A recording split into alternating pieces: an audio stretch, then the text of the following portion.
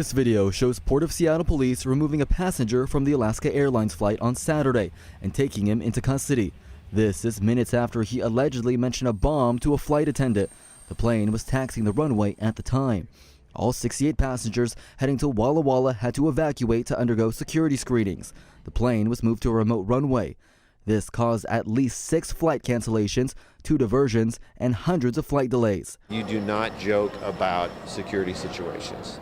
That is just not a good idea, because anything that you joke about is going to be taken very seriously and going to be fully investigated. A spokesperson for the airport says charges are pending an investigation. The subject was arrested, but after being in custody was actually referred to a local hospital for a mental evaluation. The scare comes 3 weeks after a federal judge sentenced a man for a bomb threat on a different Alaska Airlines flight heading from Atlanta to Seattle in 2023. The passenger handed a note to a flight attendant writing, quote, "There is a bomb on the plane. This is not a joke." That threat ended up being a hoax.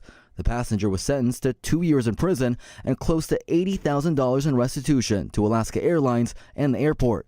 A spokesperson for Port of Seattle says that bomb threats are rare, but did mention that in the past year there had been a handful of times when someone had mentioned a bomb. What makes this most recent incident stand out is that it happened on a plane, while the other examples happened in the airport. At SeaTac, I'm Christian Balderas, King 5 News.